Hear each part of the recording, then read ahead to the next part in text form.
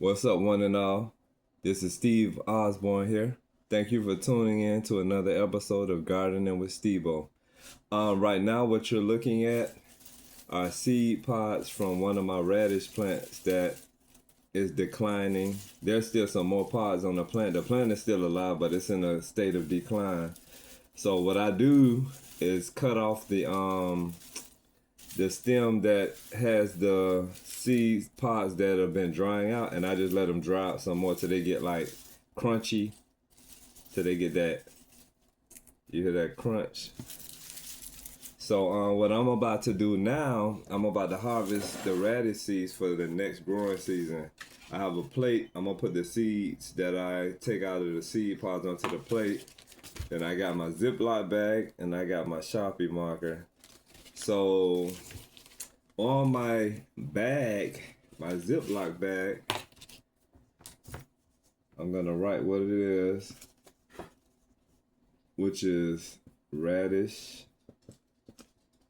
And these are called sparkler white tip.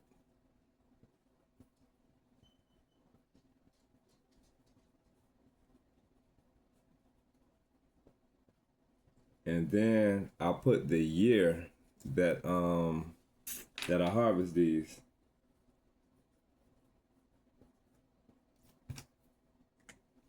And that's what we got. If y'all can see that. Okay. Oh, I should have put that behind it. You can see it better that way with the plate behind it. Alrighty. Alrighty.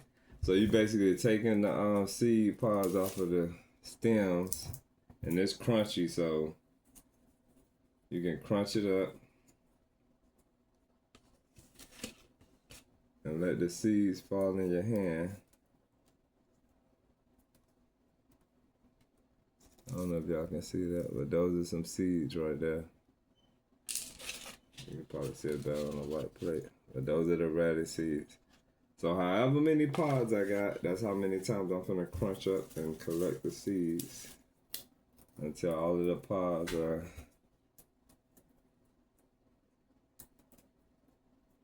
crunched up.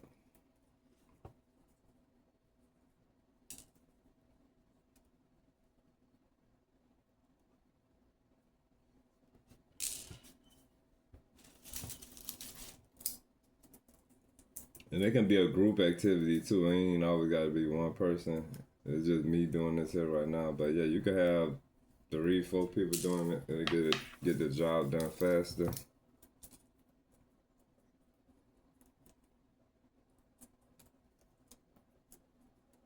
It's amazing how one plant can produce so many seeds. That is just wild. And then, like I said, the plant is still, technically, it's still out there alive. It's declining because the weather done got so cold, but there's a whole nother slew of seeds out there on that plant. But this is what I got so far. Let me try to put some speed to it, put some motion to the ocean. I hope everybody's doing well out and about in the world. I hope you guys are enjoying our content. I'm a country dude. Y'all see, I'm just country. I'm a multitasker. I do various things. Wow, that's a lot. Yeah, I don't think none of these pods have the identical same amount. I think it varies from seed pod to seed pod how many you may get. Because see, this one only got 2 in it. And the one I just did, oh wait, it got 3. And the one I did before that, seemed like that one had like 6 in it. And that was just 3. And sometimes check your scraps, cause that's the seed. Sometimes you might see some seeds. Yeah, there go another. You might see some seeds in the little scrap that you drop on the surface. And what I do when I'm finished, the scraps, I'll put that back in the soil just in case there's some seeds that I overlooked, and those seeds will sprout. And when they sprout that next growing season, you know, you got a radish plant.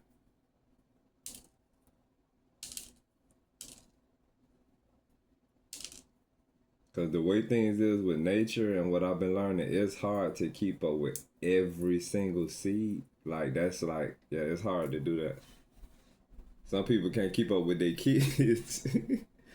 And those are kids. We come from seeds as well. Eggs, rather, but eggs and seeds, you know, they kind of synonymous.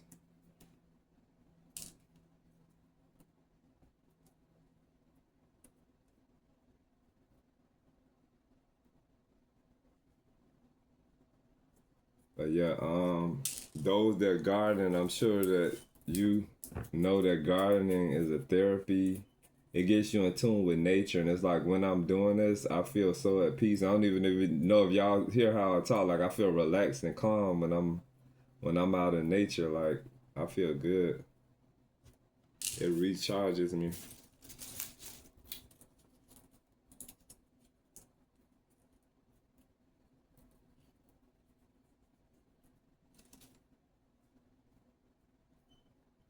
I don't be out there striving to make no fancy videos. I just like to show y'all what it is and tell y'all how it is and what it is and keep it moving to the point.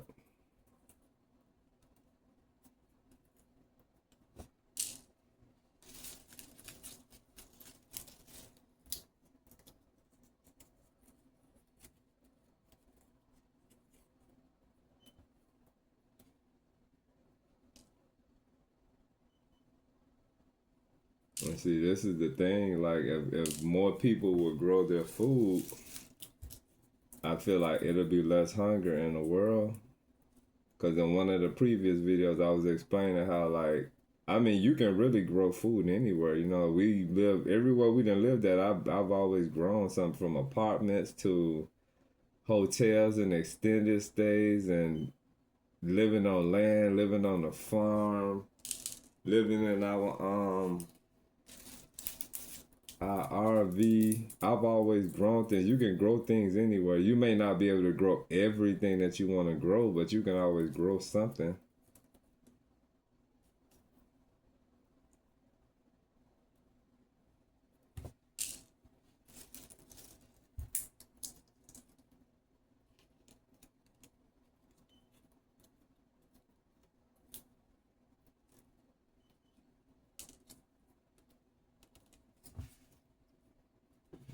I'm like, yeah, some of these getting away from me.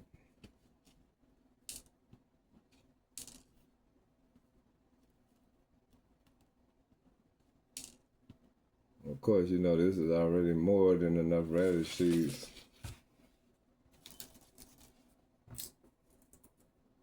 And it's like sometimes along the path of life, you run into people that, you know, like-minded individuals.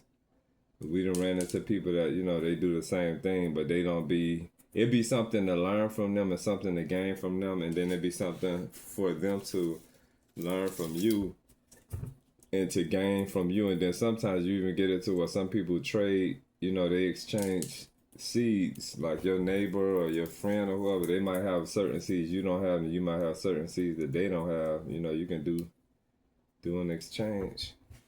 Or you can grow what you got, and then after things have grown and flourished and matured, you can exchange that way too after the fruits, vegetables, and herbs have came into fruition.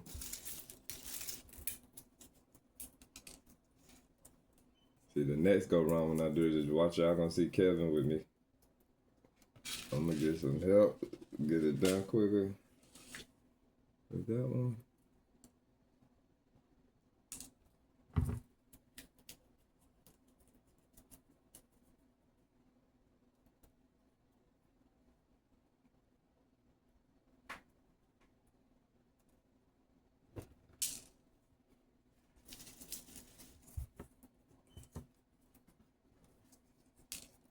And then not to mention, I think that if people grow their own food, I think, you know, we'll have a healthier world.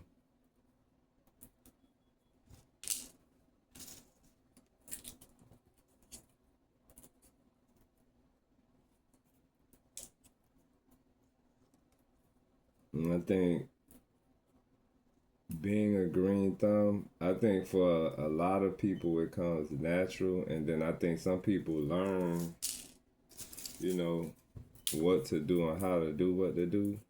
But since I was a child, I've always been fascinated. I've always been fascinated with plants. And I remember being a little boy, my grandma had a big garden in our backyard, and I used to be out there with her, and something just made me feel good. But I was hard headed because she'll tell me, Stevie, don't stand over there. And I go stand over there. Next thing you know, I'm slapping my legs and stomping my feet crying because what she told me not to stand at, it was a bunch of red ants, fire ants, and I stood right there being hard headed. And I paid the price. Them ants tore my behind up. But yeah, I remember my grandma, she used to grow everything. I remember collard greens and cabbage and pumpkin. She had just, yeah, it was wild, man.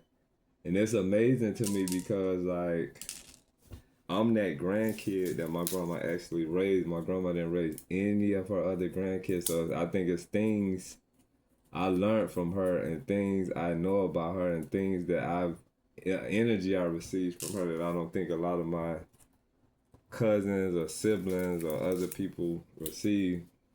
I was like her 10th child. She had 9 kids, but everybody was like, "Oh, he's her 10th child." And yeah, I learned a lot from her. Yeah, she was a lover of plants.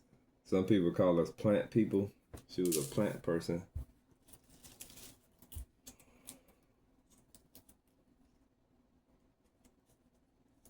I think a lot of people, grandmas were plant people. Grandfathers too, because, you know, as we said in one of the previous, I said in one of the previous podcasts that gardening it's a masculine chore. It's a masculine job. Gardening, it started with men, and then, you know, because I think when most people hear gardening or planting or flowers or, you know, they think that that's a woman's duty, like that's a woman's job. Women can do it, but it's first and foremost, it's masculine. So when a female gets into a landscaping mind, or, you know, taking care of plants and stuff, that's masculine energy. And, you know, we come from a man and a woman, so all of us have masculine and feminine within us. And I think determining on what it is that you're doing, that's what energy, you know, you operate through. But gardening, like real gardening, it requires a lot, like lifting, sweating, moving, squatting, walking, pulling, just getting dirty and sweaty and musty, and yeah, it requires a lot. Gardening for me, it's never been a cute thing. The things that you grow and how your garden can look is cute, but I'm talking about like the conditions of the human, of the person that's gardening. For me, it's never been cute, because when I get out there in nature, yeah, it get crazy. It get crazy. You get crazy, man.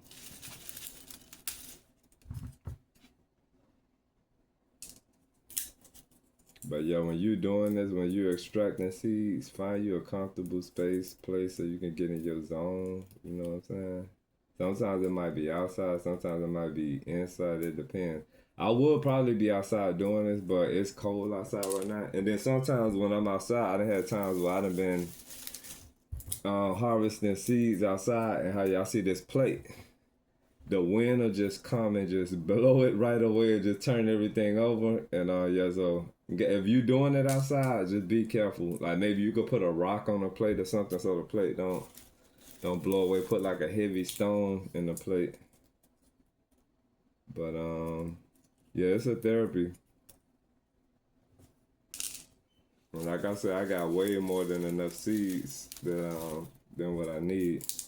But this just goes to show you that if we can garden, man, we can feed ourselves for a lifetime. Like, and a lot of seeds have they have a shelf life, you know. So that's why I put the date on the bag so I can know how old the seeds are. Cause like how I'm gonna do this, this bag that y'all see me write on the Ziploc bag, y'all see me write 2025 on here. More than likely, these seeds I might not use for 2026. I might use the 2024 seeds from last year. So yeah, I sample things. I try things to see what works or what, because sometimes you can have instances and situations where you might have some seeds that might be 5 years old, and you plant them seeds and you'll be shocked, like they'll germinate and grow. They call that I want to say the word is viability.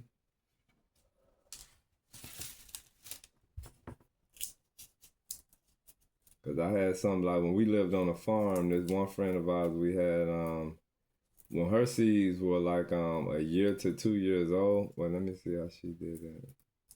When her seeds were about 2 years old, I ain't gonna say a year, but she really didn't even harvest seeds like that. I started opening her eyes to that. But the seeds that she would purchase from, like, you know, from Home Depot and Amazon and Lowe's or wherever else she get her seeds from, if they got 2 years old, she would throw them away. So what I started doing, I'm like, no, you know, I want to test these seeds and see what's up. And believe it or not, a lot of the seeds that she was considering, because she used to call them duds after 2 years old, she'd be like, oh, those are duds.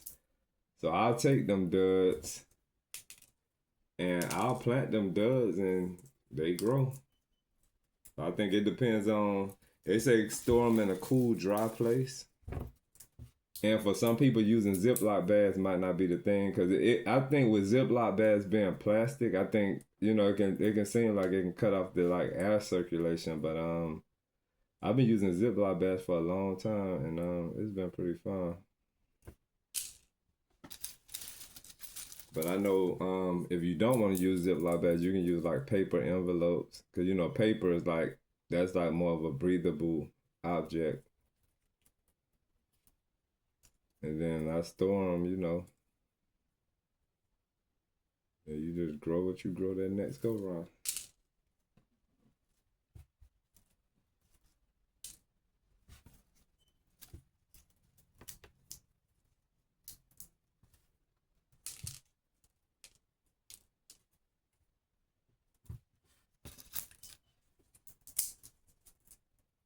Is there something that anybody out there specializes in growing? You can mention it in the comments. Let's talk about it. Is it like, do y'all have like a favorite thing that y'all like to grow, or at least favorite thing that y'all like to grow, or what type of plant works for you better than others? Because I got some plants that I grow, they automatically work for me. And then there's some things that I tried to grow, they never sprouted. So I think with that, I think it's certain things that you have a stronger calling for producing than others. Because there's some things I done tried season after season and I have no prosperity with them, and I respect that. I learned the plants that connect with me and I connect with them, and that's what I ride with. And then over time, like if it was a certain plant I had been trying to grow and it never flourished for me, I don't give up. I keep coming back at it, and then somewhere down the line, it's like, I guess nature, like, okay, you know what, he's been trying and trying, and nature just, you know, puts some magic in my energy, and it happens. Cause one of my favorite plants is the purple coneflower. I think I had been trying years to grow coneflowers, and I don't know, for some reason they wouldn't sprout, and I'm like, okay, maybe the seeds are duds, and it's not that the seeds were duds. I guess the energy wasn't right for it at the time, because everything don't grow for me, you know, like I be wanting. But I never gave up, and now, you know, they sprout for me. I think we have to be in the energy of the plants. Like, it's like how some people specialize in some things and they don't specialize in others. But plants are magical.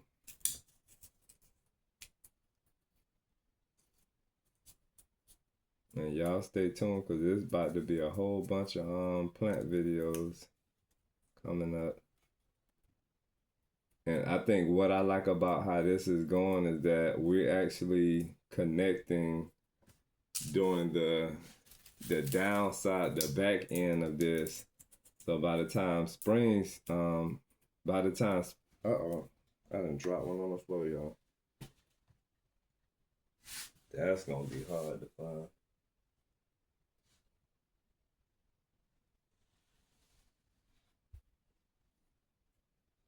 But by the time spring swing around the 2026, depending on where we live in during the time, we can start again together. We, like I told y'all, we live somewhere different all the time. So the bigger the location we live, the more I'll be able to grow. If we stay in a location that's not big, I'll still have some type of growth to show y'all. But we just go with the flow. We like to experience different areas, different, type of energies and, stuff like that. Don't want to be, guys, some people might move somewhere and stay there for like 10, 15, 20 years. No, that's not, that ain't how we do it.